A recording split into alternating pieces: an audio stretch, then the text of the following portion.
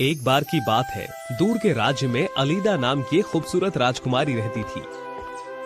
God mother परी ने उसे बचपन में ही जादुई शक्ति का वरदान दिया था, जिससे किसी भी चीज में वो जीवन ला सकती थी। इतना ही नहीं, अलीदा को बचपन से ही उसके माता पिता ने लोगों से प्यार करना सिखाया, इसीलिए वो उनके काफी करीब थी।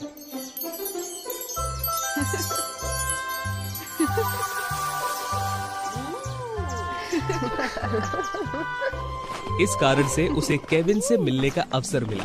वो एक गरीब लेकिन बेहद दयालु और मेहनती लड़का था।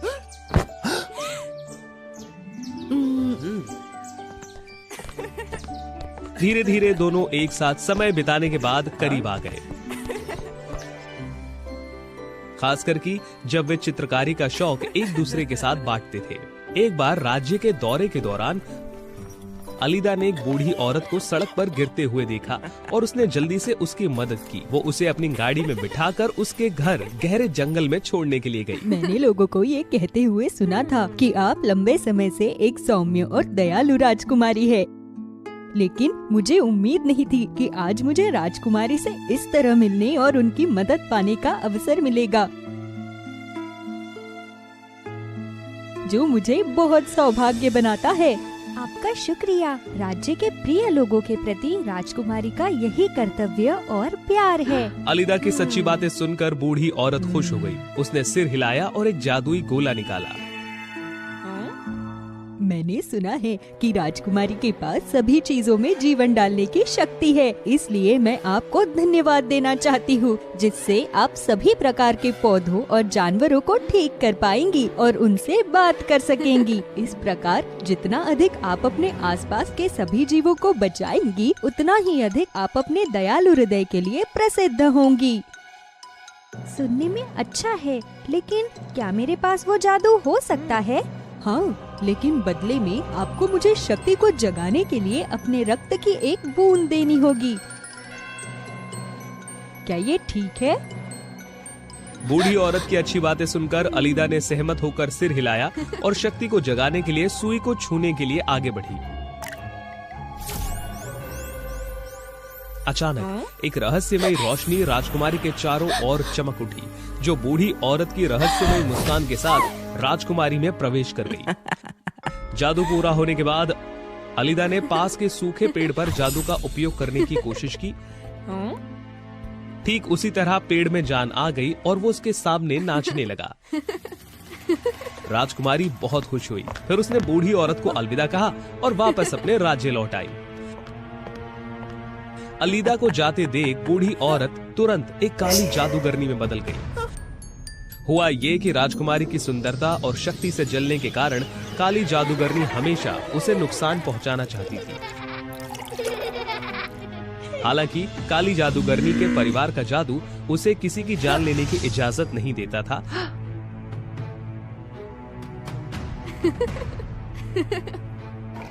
इसीलिए उसे एक श्राप का अभ्यास करना पड़ा, जिससे राजकुमारी को बहुत पीड़ा और कष्ट से गुजरना पड़े और वो अपने जीवन को छोड़ने के लिए मजबूर हो जाए। मैं उस दिन का इंतजार कर रही हूँ जब एलिडा 100वीं बार अपनी नई शक्ति का उपयोग करेगी। उस समय उसे एक गंभीर लाइलाज बीमारी होगी जो उसे उदास कर देगी, और वो दिन जब वो इस धरती को छोड़ देगी जल्द ही आएगा। हालांकि अलीदा को ये नहीं पता था, इसीलिए दिन ब दिन वो और केविन लोगों की मदद करने के लिए इस शक्ति का उपयोग करते रहे।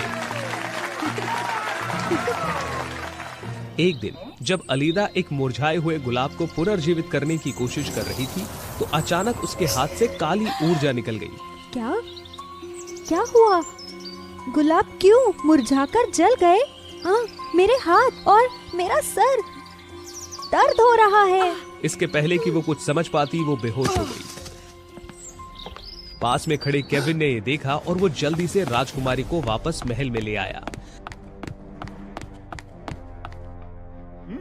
अलीदा को देखने के लिए कई चिकित्सक आए, लेकिन सभी ने अपना सिर हिला दिया, क्योंकि वे सभी उसकी बीमारी का कारण और इलाज खोजने में असमर्थ थे। राजकुमारी रोज अपने बिस्तर पर लेटी रहती और ये सब सुनती थी। उसका मन बहुत उदास था। वो कहीं नहीं जाना चाहती थी। वो पूरी तरह से हार मान लेना चाहती थी। केविन, शायद हम वहाँ उन गुलाबों की तरह हो जाएंगे और एक दिन हम भी मुरझा जाएंगे। और शायद मैं जिंदगी भर तुम्हारे साथ नहीं रह सकती और पहले की तरह खुशी खुशी लोगों की मदद भी नहीं कर सकती हूँ। मुझे लगता है कि मेरा शरीर कमजोर और कमजोर होता जा रहा है। अलीदा, कृपया अपनी मुस्कान और उम्मीद को मत छोड़ो। मैं तुम्हें बचाने का कोई उपाय अवश्य ढूंढ लूंगा। अलीदा ने कुछ नहीं कहा। एक लंबी आह भरी, केविन को अपना गुलाब दिया और सो गई। अलीदा के सो जाने के बाद केविन ने जल्दी से राजा और रानी से कहा कि वो अलीदा को बचाने के लिए गॉड मदर परी को खोजने जाएगा, क्योंकि उसे लगता है कि वो एक बुद्धिमान परी है। उनके पास राजकुमारी को बचाने का कोई तरीका जरूर होगा। जाने से पहले केविन ने अलीदा के माता पिता से एक विनती की। कृपया अलीदा के गुलाब के बगीचे की अच्छी तरह से देखभाल करें, क्योंकि वे गुलाब इस समय राजकुमारी का भरोसा और जीवन है।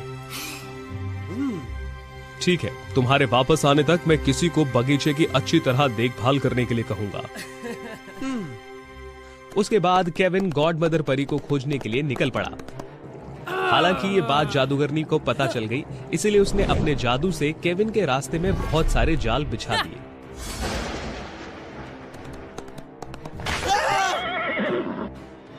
हालांकि केविन ने वापस लड़ने की कोशिश की, फिर भी वो हार गया।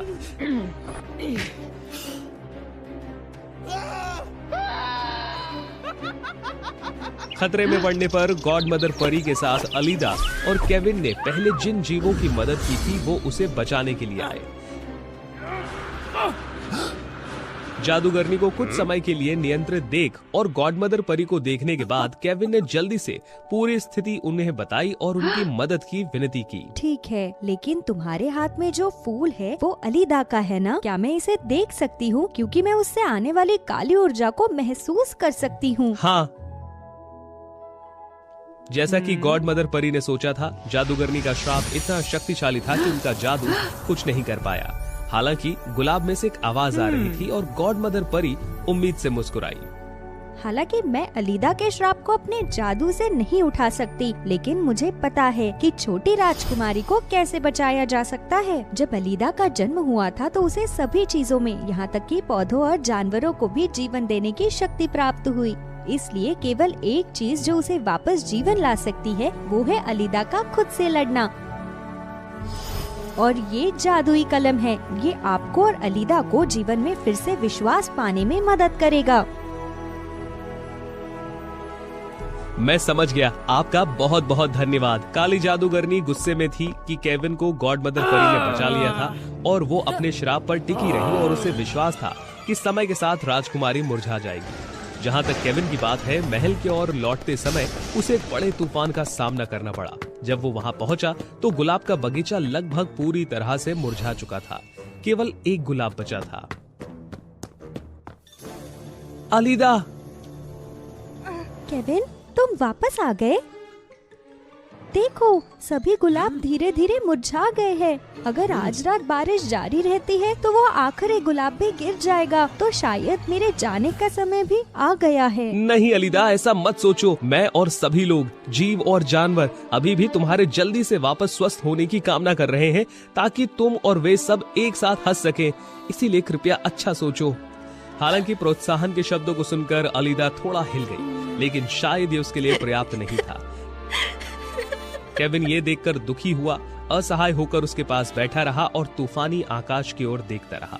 उस रात बिजली कड़कने की आवाज ने केविन को जगा दिया और अलीदा एक बुरा सपना देख रही थी।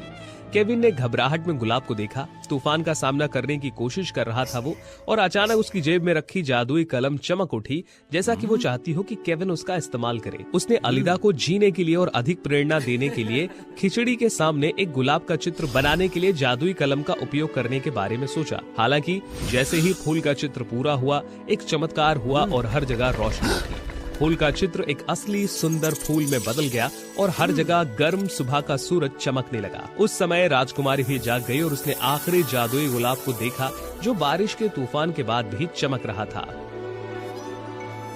केविन, उस तूफान के बाद वो गुलाब अभी भी जीवित है और खिल रहा है।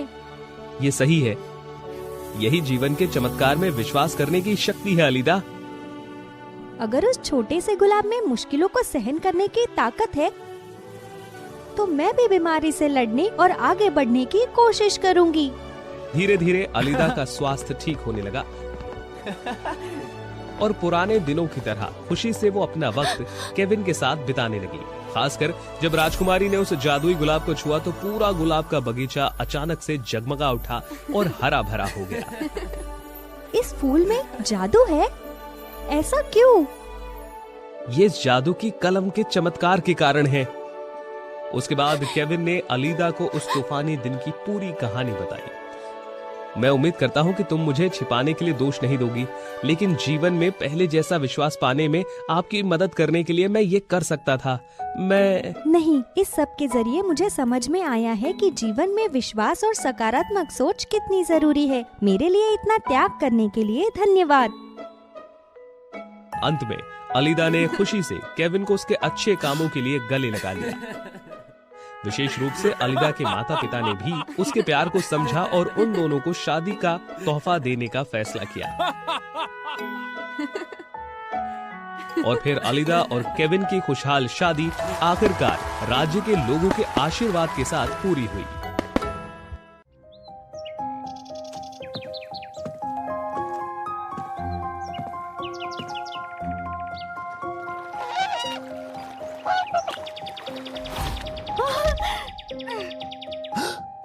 राजकुमार, कृपया मेरी मदद करें। ये अजीब था। मुझे ऐसा सपना देखते हुए कई दिन हो गए। इसका क्या मतलब हो सकता है? शायद मुझे मन शांत करने के लिए शिकार करने के लिए जंगल में जाना चाहिए। ये राजकुमार एड्रियन थे, एक सुंदर, प्रतिभाशाली और शिकार पसंद करने वाले व्यक्ति। कई लड़कियां उन्हें प्यार करती थी, लेकिन अभी भी उन्हें अपना सच्चा प्यार कहीं नहीं मिला था।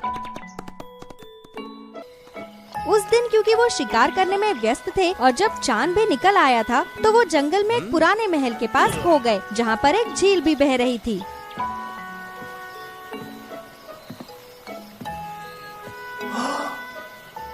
एक शानदार पुराना महल। निश्चय ही ये देश बहुत समृद्ध हुआ करता था, लेकिन अब ये इतना बंजर क्यों है? एड्रियन ने अचानक एक खूबसूरत हंस को देखा जिसका पीछा एक खतरनाक मगरमच्छ कर रहा था। उसने जल्दी से तीर चलाने के लिए अपना धनुष उठाया। उसके तीर से डरकर मगरमच्छ भाग गया। डरो मत, आप ठीक हैं।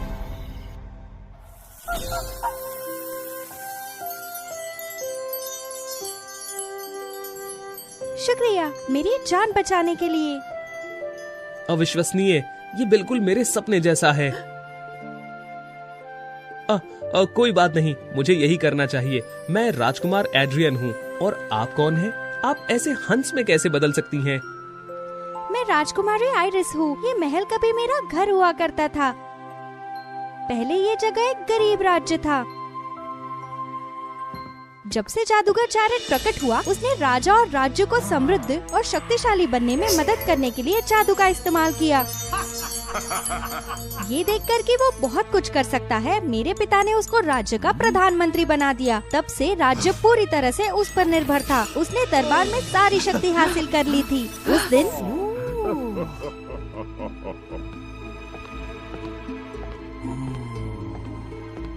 क्या राजकुमारी भी यही है? तो ये सही समय है। मैंने लंबे समय से राजकुमारी आइरिस की सुंदरता को पसंद किया है। अब मैं राजा से पूछना चाहता हूँ कि मुझे तुमसे शादी करने की अनुमति दी जाए, ताकि मैं एक सुंदर राजकुमारी से शादी कर सकता हूँ और मैं आसानी से इस राज्य का सिंहासन भी ले सकता हूँ। तुम्हारे सपने में मैं इसे कभी स्वीकार नहीं करूंगी। मैं जो कुछ भी बन जाऊँ, वो तुम्हारी पत्नी होने से बेहतर होगा। तुमने एक शक्तिशाली जादूगर को मना करने की हिम्मत की है। ठीक है, तो मेरे क्रोध को सहन करने के लिए तैयार हो जाओ। मैं महल को श्राप देता हूँ। ये राज्य हमेशा के लिए गुमनामी में डूब जाएगा और राजकुमारी आइरिस हमेशा के लिए हंस बन जाएगी। तुम केवल पूर्णिमा की रात को ही वापस इंसान बन सकती हो। जब तक तुम अपना बलिदान नहीं देती, मैं इस महल को नहीं जाने दूंगा। तब से महल धीरे धीरे गहरे जंगल में गुमनामी में डूब गया। राजकुमारी आइरिस एक हंस में बदल गई। वो शाप उठाने और एक इंसान में वापस बनने और राज्य को बचाने का रास्ता खोजने के लिए घूमती रही। अब मुझे क्या करना चाहिए? अंत में आइरिस भाग्यशाली थी कि वो परी से मिली और उससे सलाह ली। जादूगर के श्राप को उठाने के लिए आपको अपना सच्चा प्यार ढूंढना होगा। अगर वो पूर्णिमा की रात को अपने प्यार का इजहार करता है तो आप वापस इंसान बन जाएगी, तब श्राप हट जाएगा और जादूगर अपना सारा जादू खो देगा। ध्यान रखें, अगर वो सच्चा प्यार नहीं हुआ तो ये काम नहीं करेगा, फिर आपको जीवन भर हंस की तरह रहना होगा।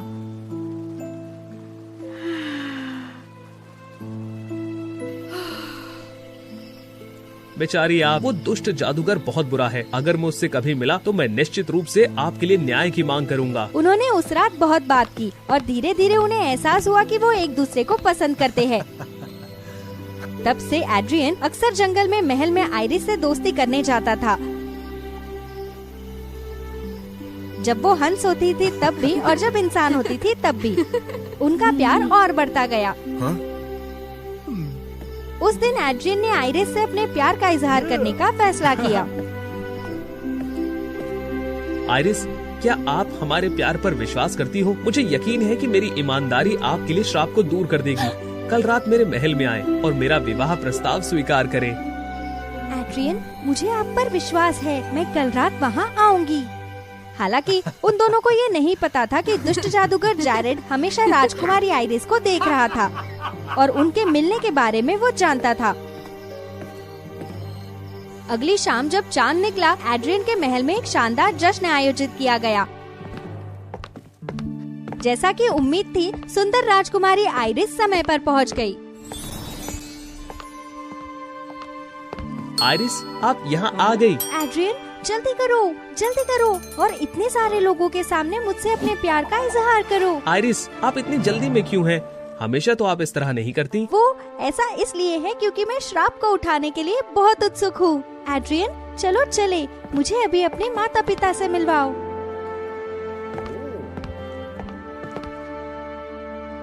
प्रिय पिताजी, माँ और यहाँ के सभी मेहमान, ये राजकुमारी आइरिस है जिससे मैं प्यार करता हूँ और आज से वो मेरी पत्नी होंगी। आइरिस, क्या आप मुझसे शादी करने के लिए राजी हैं? रुक जाओ एड्रियन, आप गलत हो। मैं असली आइरिस हूँ। जब पूर्णिमा की रात हुई, मुझे यहाँ पहुँचने के लिए जंगल से गुजरना पड़ा, इसलिए मुझे देर हो गई। क्या चल रहा है? मेरी असली आइरिस कौन है? अगर जो अभी आई है वो असली आइरिस है तो मैंने किससे अपने प्यार का इजहार किया था? उस समय नकली आइरिस ने दुष्ट जादूगर के रूप में अपना असली रूप प्रकट किया। मैं जादूगर जैरेड हूँ। जिससे तुमने अभी अपने प्यार का इजहार किया वो मैं हूँ, आइरिस नहीं। इसीलिए अभिशाप नहीं हटेगा। आइरिस हमेशा के लिए हंस बनी रहेगी। तुम दुष्ट जादूगर। सच्चा प्यार, ऐसा कौन सा सच्चा प्यार है जो अपने प्रेमी असली राजकुमारी को नहीं पहचान सका? सब झूठ है। आइरिस, मुझे माफ कर दे। मुझे उस जादूगर की उम्मीद नहीं थी। उसका जादू इतना शक्तिशाली है। अब सब खत्म हो गया एड्रियन। मुझे अब श्राप उठाने और वापस इंसान बनने की उम्मीद नहीं है। जैरेड, मैं खुद का बलिदान देना स्वीकार करती हूँ। मैं आपसे केवल अपने पिता और मेरे राज्य को छोड़ने के लिए विनती करती हूँ। राजकुमारी, अपने कार्यों से मुझे साबित करके दिखाओ। जब मैं संतुष्ट हो जाऊंगा तो मैं तुम्हारे राज्य को छोड़ दूंगा। एड्रियन, ये सब क्या है? आप शाप और उस दुष्ट जादूगर एड्रियन से कैसे संबंधित हो? पिताजी, माँ, मैं उसे ढूंढने के बाद आपको सब समझाऊंगा। आइरिस एड्रियन के महल से भाग गई। वो झील के किनारे अपने महल में लौट आई और एक आखिरी बार उसे देखा। क्या तुम अपना वादा पूरा करोगे और सब कुछ छोड़ दोगे? चिंता मत करो, मैं अपनी बात रखने का वादा करता हूँ। आइरिस झील के पास गई। उसी समय राजकुमार एड्रियन ने भी उनका पीछा किया। नहीं आइरिस, नहीं। तुम राजकुमारी को बचाना चाहते हो? यह इतना आसान नहीं है। दुष्ट जादूगर, मैं अपनी जान जोखिम में डालकर तुम्हारे साथ लड़ूंगा। एड्रियन जादूगर पर हमला करने के लिए दौड़ा, लेकिन वो आसानी से हार गया और उसे नीचे गिरा दिया गया। उसी समय आइरिस झील में कूद गई और डूब गई। मेरे खिलाफ जाने की हिम्मत करने के लिए यह तुम्हारा अंत है। नहीं आइरिस, व्यर्थ में अपना समय बर्बाद मत करो। क्या तुम्हें लगता है कि वो इतने लंबे समय तक पानी के भीतर रह सकती है? ये सब मेरी गलती है। मैं बहुत बुरा हूँ। गलत व्यक्ति से इजहार किया और आयरिस को मुक्त नहीं करा सका। इसके अलावा उसे इस दर्दनाक अंत के लिए मजबूर भी कर दिया। मैं आयरिस के बिना नहीं रह सकता। प्रिय देवताओं, कृपया मुझे आयरिस के जीवन को बचाने के लिए खुद का बलिदान करने की अनुमति दे। प्रार्थना के बाद एड्रियन ने अपने प्रेमी के साथ झील में कूदने का फैसला किया और जल्द ही डूब गया। ये बेवकूफी है, एक लड़की के लिए अपनी जान दे दी। ठीक है, मुझे अब और चिंता करने की जरूरत नहीं। लेकिन जल्द ही उसे अपनी आंखों पर विश्वास नहीं हो रहा था। एक चमत्कार हुआ। पानी की एक चमत्कारिक लहर एड्रियन और हंस दोनों को झील के नीचे से ऊपर ले आई। परी संतुष्ट होकर प्रकट हुई।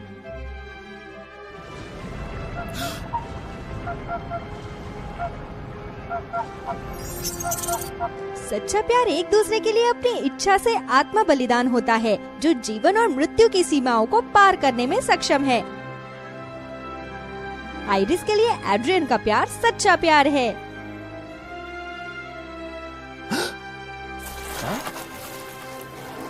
आप वापस मनुष्य के रूप में आ गई। दुष्ट जादूगर जैरेड का अभिशाप हट गया।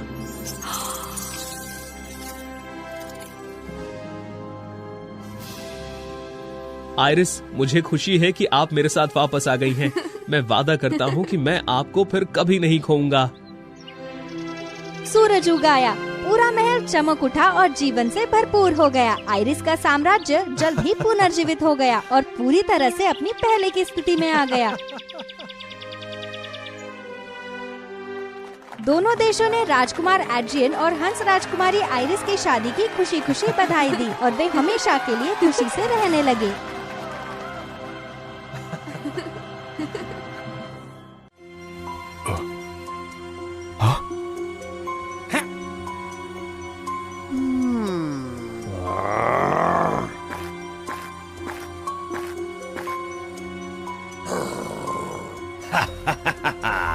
कुछ तो दिलचस्प होने वाला है। बैनर में असफल मैथ्यू को बिल्कुल भी संतुष्ट नहीं किया गया। वो गुस्से में चला गया और जब वो आधे रास्ते पहुंचा तो एक भेड़िए द्वारा अवरुद्ध हो गया था। ओ युवक, डरो मत, मैं आपको नुकसान नहीं पहुंचाने वाला हूँ। आप कौन हैं? मैं बिल्कुल तुम्हारी तरह हूँ, भगवान की अनुचितताओं का शिकार। आप कहना क्या चाहते हैं? आप सीधा सीधा बात करिए, मैं समझ नहीं पा रहा हूँ कि आप क्या कहना चाहते हैं। ये बताने के लिए वास्तव में दुखद है। मेरा एक दयालु भाई हुआ करता था। हम देवताओं के साथ एस्गार्ड में रहते थे, लेकिन चूंकि हमारी शक्ति बहुत महान थी, इसीलिए देवताओं को जलन हो रही थी और उन्हें डर था कि हम उनकी स्थिति को संभाल लेंगे। इसीलिए उन्होंने हमें पृथ्वी पर निर्वासित कर दिया और मेरे भाई को गहरे समुद्र में बंद कर दिया। मैंने पहले प्रतियोगिता देखी और मुझे लगा कि आप सबसे मजबूत थे, लेकिन देवताओं ने उस कमजोर आदमी को चुना। शायद वो डरते थे कि आपकी शक्ति उन्हें अभिभूत कर देगी। ओह प्रिय, मैं ये उम्मीद नहीं कर सकता कि देवता बहुत बुरे होंगे। मैं परिणाम से बिल्कुल भी संतुष्ट नहीं हूँ। मैं उस आदमी के बैनर से कैसे हार सकता हूँ? तो क्या आप मेरे साथ सहयोग करना चाहते हैं? हम वापस ले लेंगे जो हमारा है। तब तक आप और मेरे पास अनंत शक्तियाँ होंगी। कोई भी देवता हमें हराने में काबिल नहीं होगा। ठीक है, लेकिन मुझे आपकी मदद करने के लिए क्या करना होगा? आपको बैनर से जादुई सींग चुरानी है। मैं अपने भाई को बचाने के लिए इसका उपयोग करूंगा और फिर हम एस्गार्ड को बर्बाद कर देंगे। लेकिन सींग को एस्गार्ड में बैनर के महल में रखा गया है। मैं वहां कैसे जा सकता हूँ? मैं आपको थोड़ी ताकत और 2 जादुई नुकीले दांत दूंगा। बस अपने गांव में वापस जाओ, अपने पश्चाताप को व्यक्त करो और बैनर से दोस्ती करो। आप जल्दी से वहां एक रास्ता निकाल लेंगे। मुझे आपकी बुद्धि पर भरोसा है। जब आपने वो सब समाप्त कर लिया होगा तो मुझे खोजने के लिए यहाँ आ जाना। ठीक है, मुझ पर विश्वास करो। मैं पूरी कोशिश करूंगा कि हमारी योजना काम कर जाए। बैनर की माँ की बात उसके साथ रहने के लिए आकाश में जाने के बाद वो ऐसा नहीं करना चाहती थी और पृथ्वी पर लौट आना चाहती थी। बैनर काफी दुखी था, लेकिन वो अपनी माँ से असहमत हो गया। उसे पृथ्वी पर वापस लाया और उसे अक्सर उससे मिलने के लिए घर आता रहा।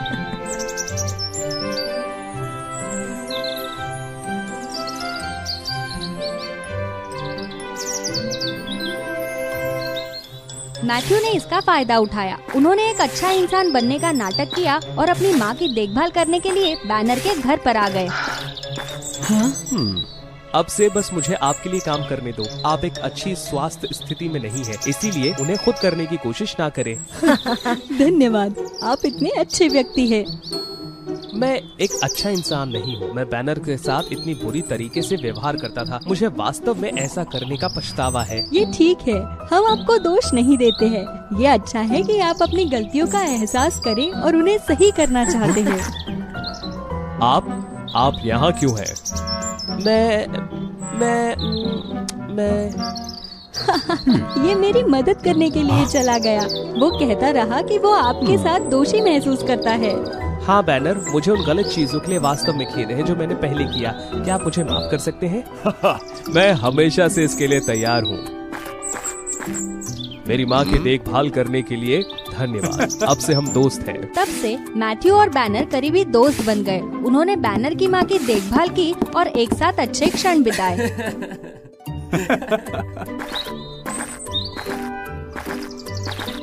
ओह, आकाश कितना साफ है। मुझे आश्चर्य है कि उन बादलों के ऊपर जीवन कैसा होगा।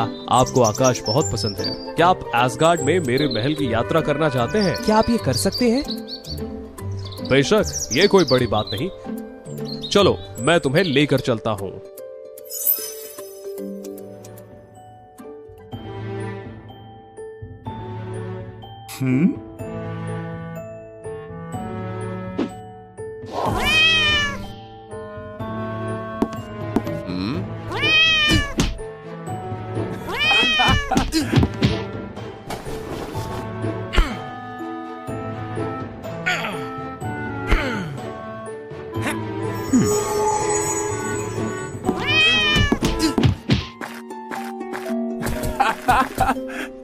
बहुत बढ़िया युवक, तुम उतने ही प्रतिभाशाली हो जितना मैंने उम्मीद की थी।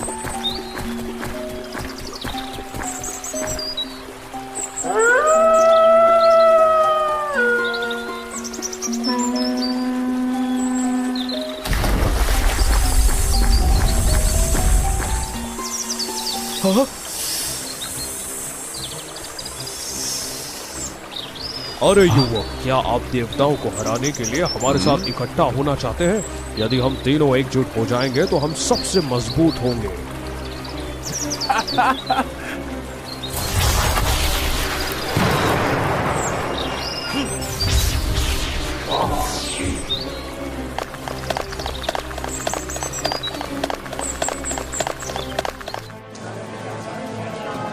ये जानते हुए कि सांप को बचाया गया था, देवताओं ने महसूस किया कि एक क्रूर युद्ध होने वाला था।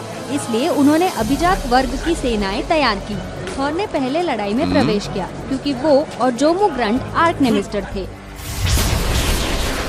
थॉर अपनी शक्ति में आश्वस्त था, लेकिन इस बार वो जल्द ही इंटीरियर बन गया क्योंकि भेड़िए ने सांप की मदद की। बैनर, जल्दी से अपना सींग प्राप्त करें और मेरे साथ लड़ें। आपका सींग एक प्राचीन हथियार है। बारिश करवाने के अलावा ये भूतों और शैतानों को नष्ट करने में मदद कर सकता है।